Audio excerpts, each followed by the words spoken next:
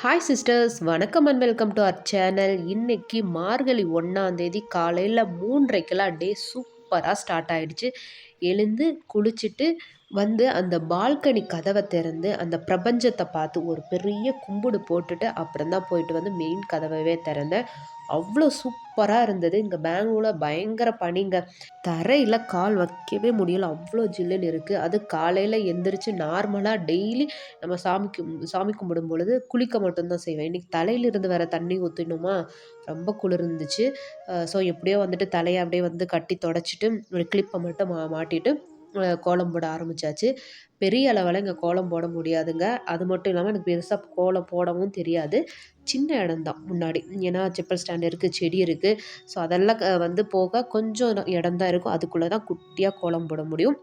எனக்கு தெரிஞ்ச அளவு ஒரு 5 புள்ளி கோலம் மட்டும்தான் போட்டேன். கீழே போய் மெயின் கேட்டில் போடலாம் அப்படின்னா ரொம்ப பயமாக இருக்குங்க. ஏன்னா வந்து நிறையா திருடர்கள் அந்த மாதிரி பயம் இங்கே ஜாஸ்தி இருக்குது. ஸோ அதனால் நான் வந்து கீழே மெயின் கேட்டுக்கு போகல. நம்ம வீடு ஃபஸ்ட் ஃப்ளோருக்கு முன்னாடி, நம்ம வீட்டுக்கு முன்னாடி மட்டும் நான் வந்து கோலம் போட்டு நம்ம பூஜையை ஆரம்பிச்சிடலாம் அப்படின்னு சொல்லிட்டு கோலம் போட ஆரம்பிச்சிட்டேன். அது வந்து நம்ம எப்போயுமே சின்ன கோலமோ பெரிய கோலமோ எந்த கோலமாக இருந்தாலும் கோலம் போட்டுட்டு அந்த அவுட்லைன், அந்த காவி கலர் கொடுக்குறது உண்மையிலே சூப்பராக இருக்குங்க. அது மட்டும் இல்லாமல் அந்த காவி கலர் அப்படியே நல்லா பூசி விட்டு அதுக்கு மேலே குட்டியாக கோலம் போட்டு அதுக்கு மேலே விளக்கேற்றினா அவ்வளோ அழகாக இருக்கும், மங்களகரமாக இருக்கும். ஒரு நாள் இந்த மார்கழி மாதத்தில் ஒரு நாள் நம்ம துளசி செடிக்கும் அது மாதிரி நம்ம போடலாம். நான் போட்டு காமிக்கிறேன் உங்களுக்கு, ரொம்ப சூப்பராக இருக்கும்.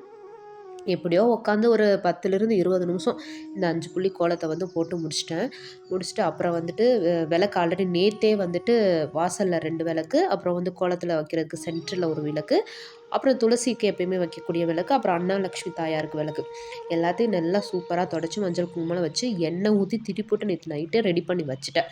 அப்படியே கோலம் போட்டு முடித்த உடனே எல்லாம் வெளியே எடுத்துகிட்டு வந்து வெளியே தான் விளக்கேற்றி, வெளியிருந்து தான் நம்ம வந்து உள்ள லக்ஷ்மியை கூட்டிகிட்டு போகணும் இல்லைங்களா. வெளியே விளக்கேற்றி ஃபஸ்ட்டு வெளியே அழகாக பூஜை பண்ணியாச்சு. கார்த்திகை மாதம் வந்து எப்பயுமே சாயந்தரம் 6 மணிக்கு நம்ம வீட்டில் விளக்கேற்றணும்ல, அப்போ சாயந்தரம் நேரம் வீட்டு வாசலில் 2 விளக்கு கண்டிப்பாக ஏற்றணும். இது வந்து கார்த்திகை மாதம் முழுவதும் செய்யணும். அடுத்து மார்கழி மாதம் என்ன பண்ணுவாங்க அப்படின்னா, மார்கழி மாதம் முழுவதும் காலையில் பிரம்ம முகூர்த்தத்தில் வீட்டு வாசலில் 2 விளக்கு ஏற்றுவாங்க. கோலத்துலேயும் விளக்கேற்றிட்டு வீட்டு வாசல்லே 2 விளக்கு ஏற்றுவாங்க.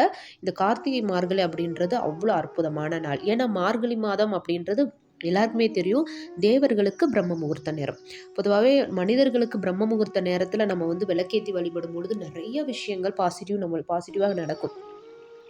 அதே வந்து தேவர்களுக்கு இந்த பிரம்ம முகூர்த்த நேரமான இந்த மார்கழி மாதத்தில் நம்ம வீட்லேயும் நம்ம பிரம்ம முகூர்த்த நேரத்தில் விளக்கேற்றி அழகாக கோலம் போட்டு அதில் தீபம் ஏற்றி வழிபடும் பொழுது தேவர்கள் 33 தேவர்களோட அனுகிரகமும் ஆசீர்வாதமும் கிடைக்கும் அப்படின்றது நிதர்சனமான உண்மைங்க.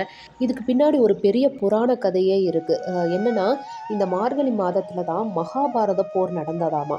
அப்போ வந்து பாண்டவர்கள் இருக்காங்க இல்லைங்களா, பாண்டவர்கள் இருக்கக்கூடிய அந்த அந்த இடத்தையும் பாண்டவர்களோட அந்த போர் புரிவாங்கள்ல, போர் வீரர்கள் இருக்கக்கூடிய அந்த இடத்துலையும் கோலம் போட்டு அழகாக அலங்காரம் பண்ணி வைப்பாங்களாம். ஏன் அப்படின்னா, அப்போ தான் கிருஷ்ணருக்கு இதுதான் பாண்டவர்கள், இதுதான் பாண்டவர்களோட போர் வீரர்கள் அப்படின்னு சொல்லிட்டு அடையாளம் தெரிஞ்சு கிருஷ்ணர் வந்து பாதுகாப்பார் அப்படின்றதுக்காக. அதனால தான் மார்கழி மாதத்தில் நம்ம வீட்லேயும் நம்ம கோலம் போட்டு வழிபடும் போது கிருஷ்ணர் நம்மளை பாதுகாக்க வருவார் அப்படின்றது நிதர்சனமான உண்மை.